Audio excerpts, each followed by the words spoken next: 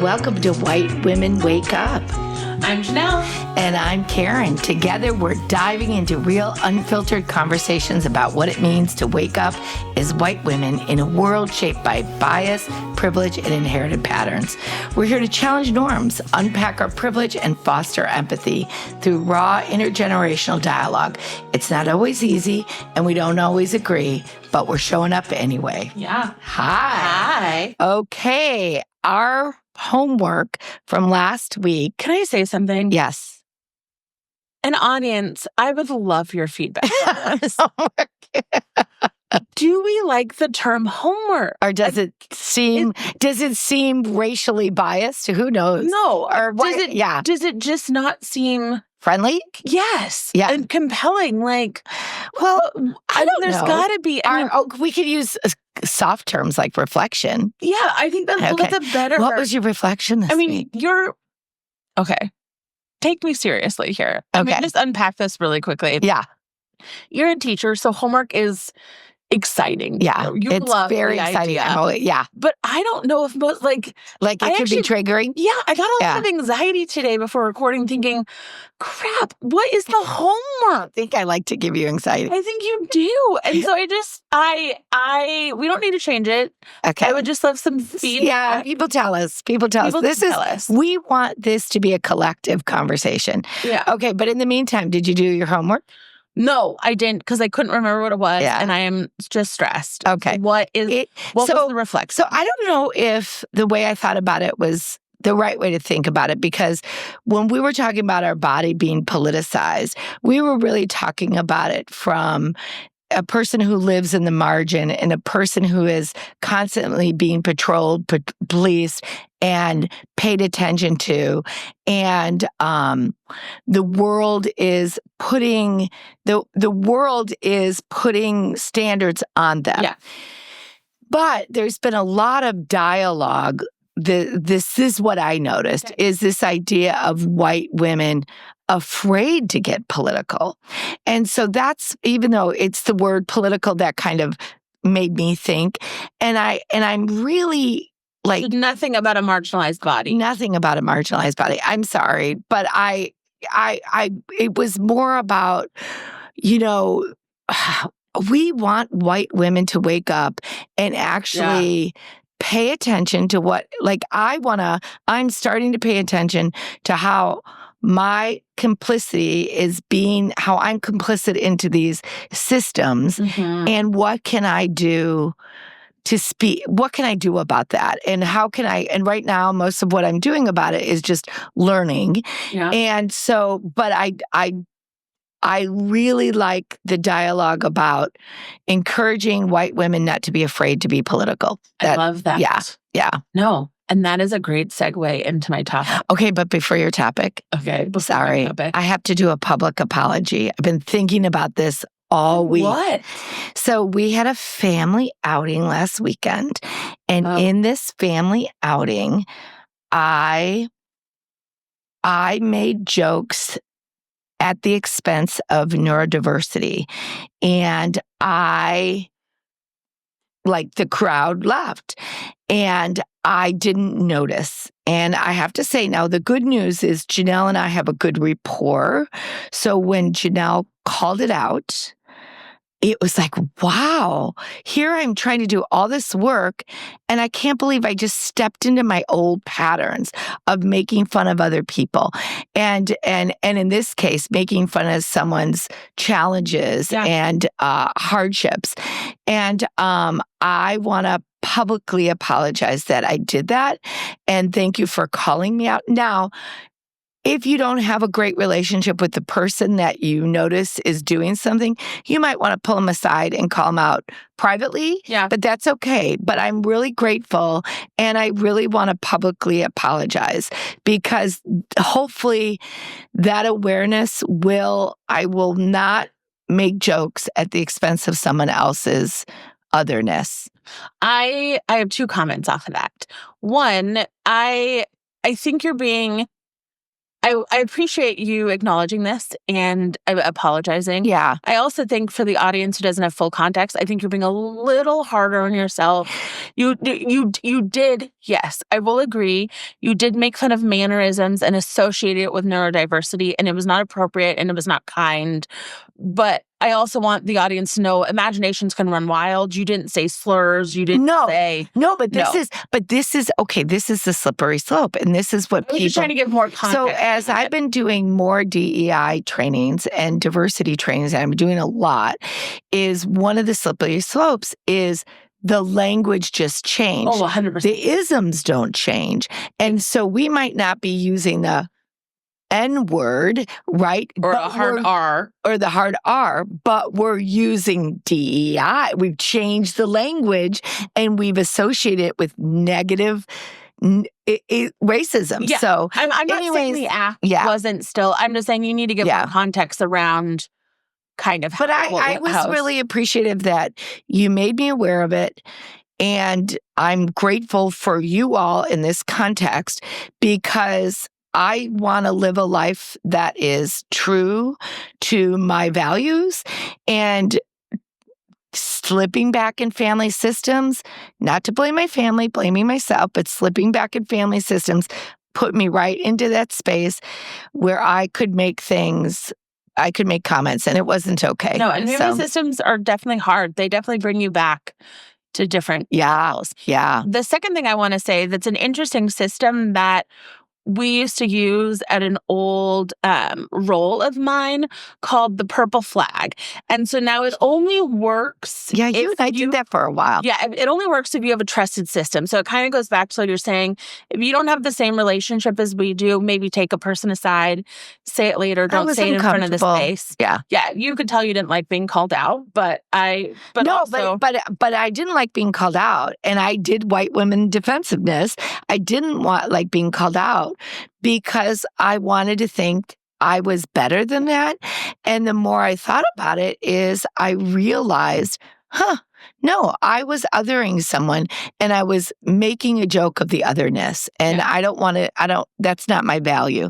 But the purple flag system is essentially kind of what I said. Instead of a way of just calling it out to people, kind of just raising a purple flag, it's meant to be a more neutral space of feedback so people don't feel like you're being critical. But again, because we're all learning in this journey. We're all learning. So the intent is really to be like, and we all have slip-ups sometimes. And so again, the intent when you throw up a purple flag is more so the group is kind of like, oh yeah, step back, you're right. Maybe I can rephrase that better. Yeah. Try purple flag sometimes in groups, work settings, things. But that's in trust. One of the things that we are learning is part of the reasons we were motivated to do this podcast to begin with is because a lot of us are in situations we're not in trusted relationships. And so anyways, thank you. And I am sorry. And I am trying. I'm growing and I'm learning. I'm trying to unlearn. Okay. So on today's topic, which also sparked from something you said this week after the family event as well. And this is inherited, I would say, in 99% of white women. But you made a comment after the event that you said something along the lines of this family member is so lucky because they could eat basically an entire half of a cake in a day and then not eat anything for 3 days and still stay skinny. And I wanted to bring this up. So today I'm more actually focusing on internally us white women. I'm not really going outside of that, but I really kind of want to talk about the triggers internally that are brought within us. So a little bit more of bringing us to I don't want to say the victim state, but kind of unfolding some of the things that have been tough and burdened onto us. And I would say that is around the thinness ideal within white supremacy and stuff. And it's so interesting because I know as a family, we have a long history of eating disorders and disordered eating, mostly around anorexia and bulimia and all of this. And they stem far past your mother, my grandmother, and it's just a continual cycle that we've seen in our family. And so this is something that I know we've really worked on. We've tried to work on the language around it, healthy conversations, and even still with all the work, it's amazing how we still seek these ideals of thinness, no matter how much we can gain health and comfort within what our own body is sitting at today. All of that stuff, we still, there's still a part of us that's embedded to strive for this thinness, to strive for this, which ultimately is a white ideal and another form of white supremacy. So that's kind of what I want us to talk about today. I know that's a really triggering topic for... No, I actually think what's so interesting is, and I think it, in all fairness, and what I'm hearing and what I'm researching, I really do appreciate that you say it's a white topic, because as we broaden our community, I'm on more and more Instagram with Black persons and Black women in particular, and this real desire to let our bodies be. In fact, we recommended The Body Is Not an Apology a couple weeks ago, and reading more and more text about accepting our bodies and accepting others for their bodies is really important. And so I guess what I'm getting at is, in a lot of these I haven't explicitly had this conversation with my Black friends, but in a lot of posts and training, a lot of what I'm hearing from Black women or women that are othered is, I'm sick of having to hold my body standards to the body standards that of whiteness, of white thinness. And so, I think it's fair to have that conversation. I mean, it goes back to standards all the time. And I want to quickly address something that you said. It's not that it's a white topic. I mean, eating disorders and thinness are struggling veils across many cultures, but it actually, it stems through whiteness. And white women are the ones who mostly, I think, are burdened by this. But I don't want to say it's a white topic, because our burdens have been expressed out into all society. The thing. But where I wanted to bring this up is I kind of feel like, for a lot of our listeners, bias, race, gender norms, we've all really worked through, not all of us, all in different journeys. We're all trying. But we're trying to work through those. It seems like, and we've even talked about this before, about when it comes to gender and LGBTQ communities, how so many of our white friends are so much more progressive than they even are around race relations. They might still be colorblind, but they're totally allies to the LGBTQ community. I feel like, in the same sense, we also then still hide our fat phobia. And it's not that we necessarily are fat phobia to the world. I know there's been a lot of work on that of great, she's great in her body. I am happy for her at her size, but we still all hold that internalized fat phobia.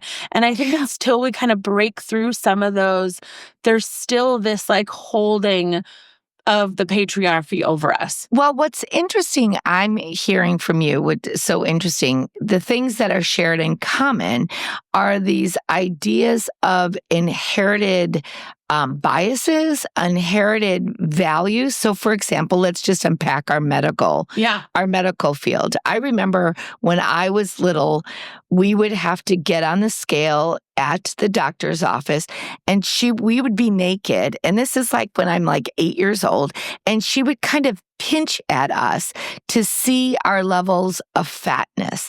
And so my mom would be there watching that. And of course, my mom would be mortified. Well, I was mortified that I was 8 years old naked in front of my mother like that. But I was also mortified that my mom was afraid I didn't have the body standards of my doctor. So of course, these are so brainwashed in us that of course I'm going to bring those standards everywhere I go unless I start evaluating it and thinking it through. It's not easy. And you took those same thoughts and put them on me as a kid. I remember standing on scales with you. I remember hearing conversations around, oh, you're moving to Texas. Like, have you thought about like your body type in Texas in comparison, thinking of all the petite, beautiful, like Southern women. And again, I'm not saying that to blame you. You're not saying that to blame your mother. It's these messages. And I think what's so interesting still within the health community is there's still a lot of interesting stereotypes around. Like, I see it all the time. I have an amazing doctor right now who has been so great. But wait, can I even back that up? Think about how many doctors you've had that you're like afraid to go to. Well, that's what because they're going to shame you. I was about to say, okay, anytime, yeah. You jumped ahead. Sorry. No, anytime I go to a new doctor, I get so nervous about the experience because I've had so many awful experiences. I had a collapsed lung at one point, and it was due to fluid building up in my body from long COVID. And by the time doctors finally took me seriously, every doctor told me I just needed to lose weight. By the time doctors took me seriously, it's because the fluid was building up around my heart. And they were so worried I was going to have a heart attack again because of my weight. And I kept telling them it was a collapsed lung. Look at my lung. And it took doctor after doctor to finally hear me and recognize, oh, it's not a heart attack. It's a collapsed lung. That's why she can't breathe. That's why she's, struggling. And so again, I'm very lucky for the doctor that I have now, and my health journey and my labs and everything are okay. But I know most doctors, when I go in, don't look at me in the same way. Don't look at my labs and see, or are often surprised by my labs. I've had doctors who have been incredibly surprised by some of my labs and how great they are. Yeah. And so it's just this interesting, and and there's also plenty of skinny people who have awful health. And there's also plenty of people who are larger who don't have great health. But I think, to your point, the fear that we've embedded around health and body size is more an individual journey and not. But as a parent, it was really interesting because we're talking about shame. When you were younger, because you've always had a larger body, always. And when you were younger, when we would go to the doctor, they shamed me. Oh, I bet. Because they shamed me horribly, as if I was feeding you bad food, as if I wasn't. I mean, remember how much exercise? Oh my God, we exercise so all the time. Much. I had you in so many sports things. I had us on low-fat diets, all these different things that I'm sure were awful for you, but yet I was going into these doctor situations that they were constantly shaming me as if I was doing something wrong. And the irony is, I wished, in hindsight, and everything's about hindsight, my favorite analogy is the dog analogy, that we have white dogs, we have big dogs, we have small dogs. You go to the dog park and not one person shames their German Shepherd for being bigger and their Beagle for being smaller. And that analogy for helping to understand who our bodies are has helped me, because it's like, and maybe this is one of the goals of doing this show, that you and I have both been in these spaces where, we've tried to conform, we've tried to make do, but the world keeps pushing other bias on us, and we're bringing up our own inherited bias. I think I want to circle back to more the general before I get there. One kind of last antidote about me is, and this analogy of different dog bodies is, I really struggled with anorexia pretty much from middle school through college. And there were years where I would only eat 200 calories a day, 400 calories, and go in that kind of pattern for months and months on end. And even at that point, the lowest weight I ever remember as an adult was 152 pounds. Yeah. And so someone who's eating and working out, I'd work out 3-4 times a day, 200 calories a day, this is where it goes back. When you finally start to just be okay with this is how I've built. Yeah. And kind of that concept of the dog analogy, like you really kind of wake up and you're like, okay, health needs to be described in different ways. Yeah. And not by what we look like. Yeah. But again, and this is so interesting too, because Jonelle's, she's talked about a therapist, so you know that she's been through I love therapy. my therapist. I also had a great eating disorder therapist for years who taught me so many great tools. Hang on. But anyway. So, but when you like as you're talking to the audience and you're telling the audience about you on these 200 calorie diets and things like this, you and I, and maybe this is why we're doing this podcast, we couldn't talk. No. Because I was worried. That you weren't eating enough. But you were also worried about my weight at the same time. I was also worried about your weight.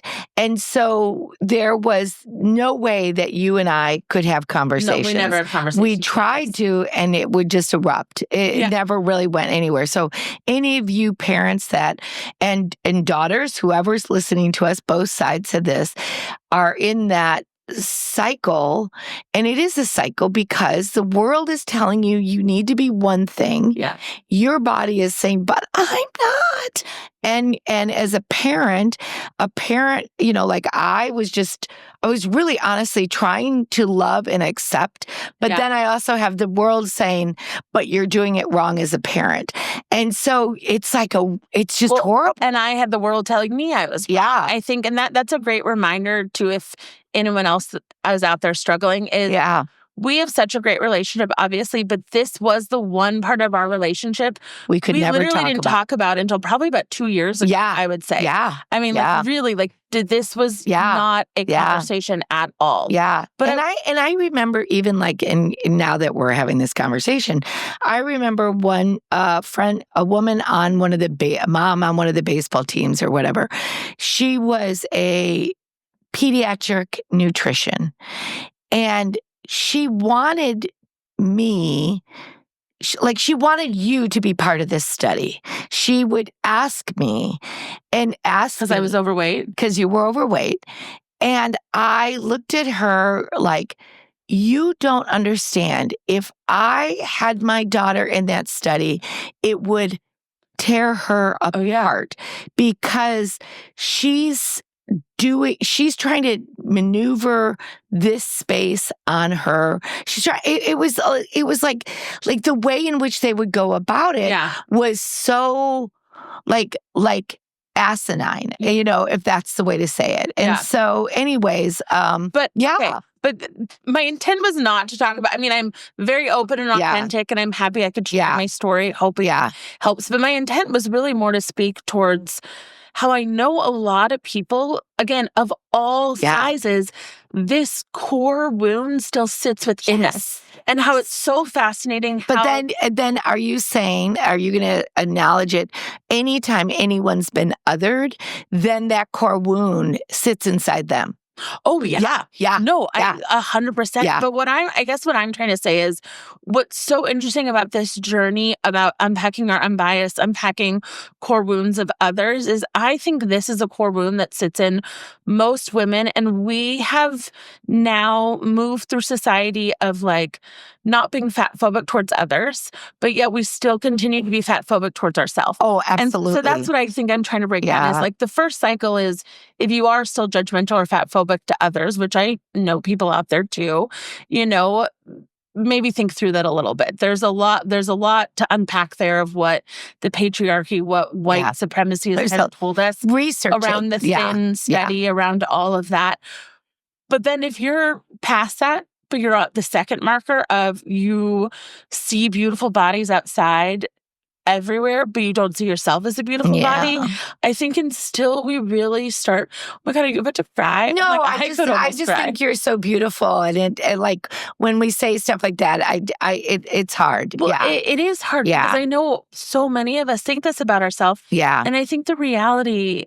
And this has been said time and time again in so many podcasts, but truly until you love yourself, it's really hard to break down walls to love others.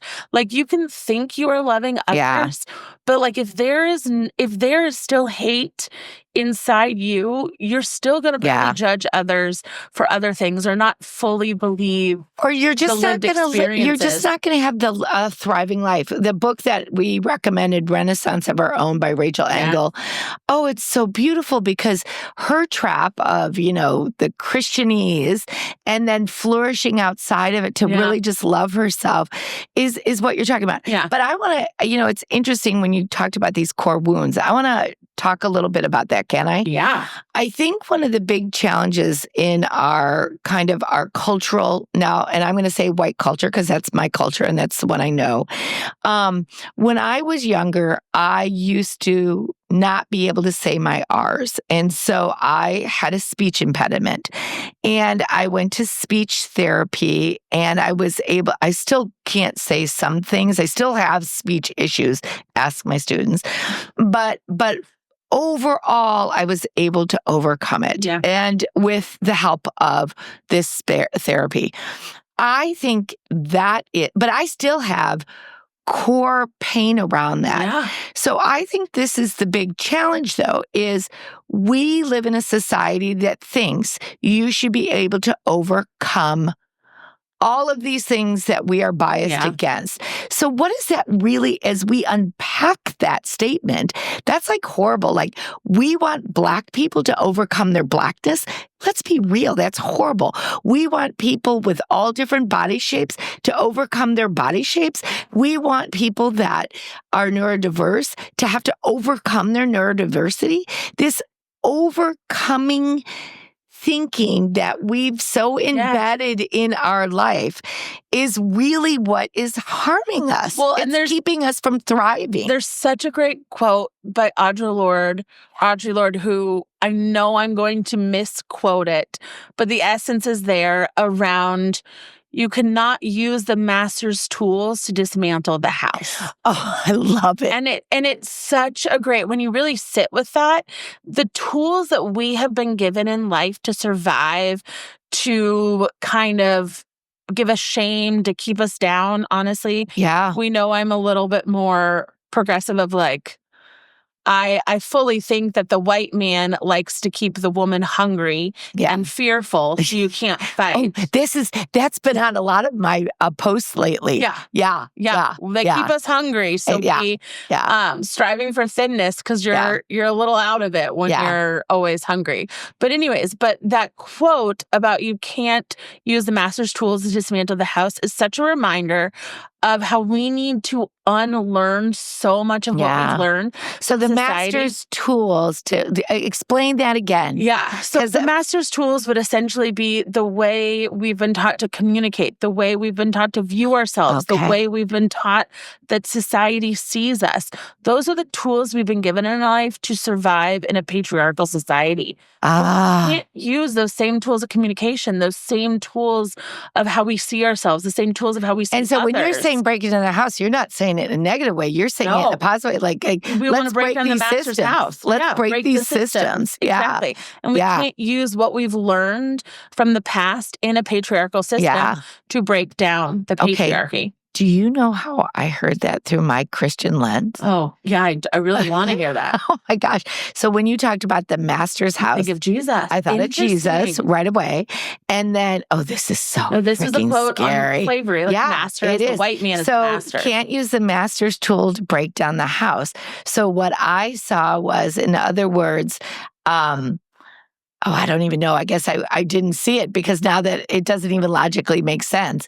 But it's the way I assigned it initially. Yeah. Oh my gosh. That Jesus so is much the master to learn. that we can't. Hey, team. Hey, folks. Hang in there with us. I am learning so much. I think Janelle's learning a lot. I'm learning so much. I hope you are too. We are real white women in a real washed up world. Help us out. We're trying. We're getting great feedback from some of you. I hope it is working. Yeah. Janelle, thank you for this conversation. Yeah. So I know in my reflection in the coming week. In your homework, how do you love yourself? No, I just think it's about Well, it's about loving ourselves, but it's also about showing love to other people and showing love. So when you use the word master's house, I was thinking more in the terms of like the master built us and we should love the way our biology is built instead of trying to tear that down and rebuild And it. you can look at it in two ways. Or you look at it, the master built us to serve him. And Well, you're white using master as a patriarchal. Yeah. Yeah. And so we don't want to serve him anymore. Yeah. Well, yeah. No, we don't want to serve white men anymore. No, I'm very clear. I do not want to serve white men anymore. There's no benefit to our society when white men are leading, and everyone is serving. This is intergenerational. This is what we said we'd do. I feel like I desire to serve everybody, and it's not because I'm being dominated. It's not because I'm being mastered, but like I see myself serving my students. I see myself serving my white family. Man keeps you down. I don't think majority of white men out there would ever say they're serving. Okay, the homework then is about female serving. narrative that we're here to serve. Okay, we can give, we can support, we can love. But we can also lead. We are not here to serve. Okay. So at the next holiday gathering, I don't need to serve. White Karen, wake up. Okay. Well, thank you. Thank you for joining us at White Women Wake Up. Have a great week. We hope today's conversation sparks something in you, whether it's reflection, a new question, or a deeper commitment to showing up with empathy and accountability. If you found this episode meaningful, please subscribe, leave a review, and share it with someone who needs to hear it. You can also connect with us on Instagram, YouTube, or at whitewomenwakeup.com. We'd love to hear you. And TikTok. Oh, yeah, and TikTok. Love to hear your thoughts and keep the conversation going. Until next time, stay curious, stay open, and let's keep waking up together. Bye. I can't hear us either.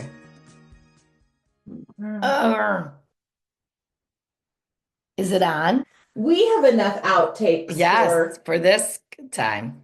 For a whole episode of just outtakes. Outtakes. Yeah, you got to do your... Wow. I'm gonna post this on the outtakes, and I'm gonna give you a bad edit. Like mics and testing. Perfect. It's being recorded. You just missed my fumbling with my headphones. Okay. My hair. Oh, it's so thin today. Okay. Oh, I really don't like it.